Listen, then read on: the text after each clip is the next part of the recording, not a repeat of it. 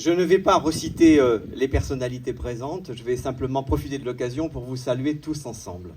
Alors, je ne vais pas vous parler de la chapelle parce que mes prédécesseurs ici à ce micro l'ont fait mieux que moi. Mais par contre, moi, je veux parler d'un lien tout à fait particulier que j'ai avec l'IME de Neuville, indirectement avec cette chapelle ici. D'abord, ici, j'en connais toute l'histoire. J'en connais toute l'histoire parce que cet établissement, IME de Neuville, avait un passé avant. Et lorsque la famille Gargonne a acheté cet établissement, il s'est trouvé que je suis venu travailler quelques jours dans cet établissement et que j'ai vu effectivement comment cela fonctionnait. Et à cette époque, la commune de Neuville était une commune indépendante. Ce n'était pas la commune de Villefranche-d'Allier ici. Nous étions sur le territoire de la commune de Neuville. Au début des années 70, le conseil municipal, le maire de l'époque de la commune de Neuville, a profité d'une loi qui s'appelait la loi Marcellin et a demandé son rattachement à la commune de Villefranche-d'Allier. Donc il y a une histoire indépendante de ce territoire. Et puis, le temps a passé, l'établissement de la famille Gargonne, effectivement, a pris un certain nombre de dispositions pour se retirer de cet établissement IME. La gestion a été prise en main par un directeur historique qui ne peut pas être aujourd'hui avec nous, c'est M. Guillemin, pour ceux, effectivement, qui se rappellent de sa direction ici. Et il y a eu des présidents successifs, pas tellement nombreux d'ailleurs, dans la succession à ce conseil d'administration. Et avant Jean-Paul Munich, qui s'est exprimé tout à l'heure, il se trouvait que je présidais le conseil d'administration de cet établissement. Donc je connais tout.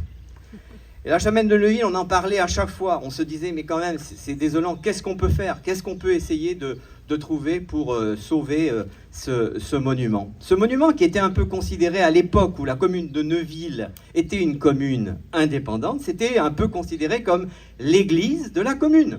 C'était dans ce sens-là que les choses fonctionnaient.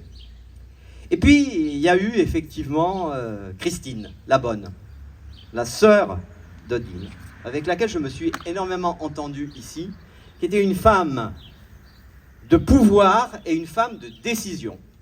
Je ne dis pas que toutes les femmes ne savent pas prendre des décisions, mais il y en a certaines qui savent prendre des décisions mieux que d'autres et plus rapidement que d'autres. Et Christine était très attachée à cette chapelle, elle se demandait ce qu'elle pourrait faire elle-même.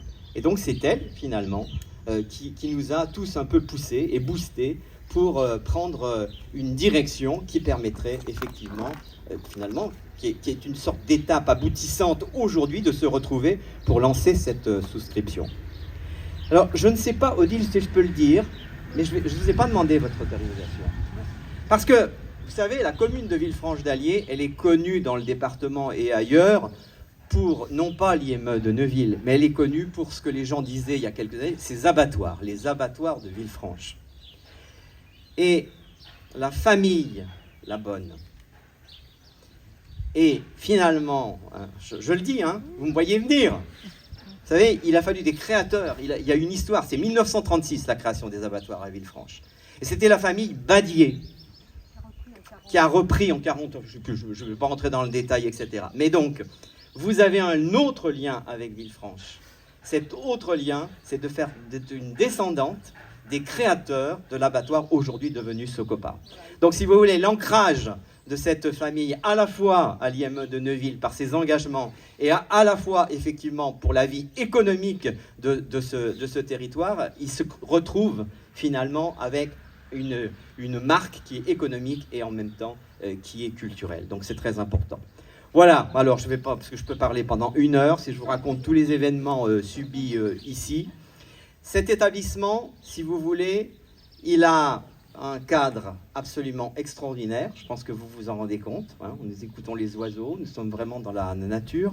Je plaisante toujours, parce que vous savez, quand on parle des directeurs ou des présidents de ces établissements, il y en a qui disent « ce sont les châtelains ».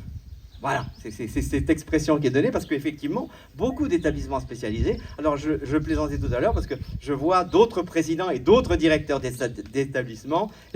Vous êtes des châtelains, mais vous n'avez pas la chapelle de Neuville. Donc, la chapelle de Neuville, elle est là. Et ma foi, j'espère que, je ne doute pas d'ailleurs, que cette souscription sera une réussite. Et je pense peut-être pouvoir dire que peut-être que j'ai été le premier à financer, à apporter à titre privé quelque chose quand vous avez lancé l'association pour montrer l'exemple. Et j'espère que le monde des élus ici présents me suivra. Merci à tous.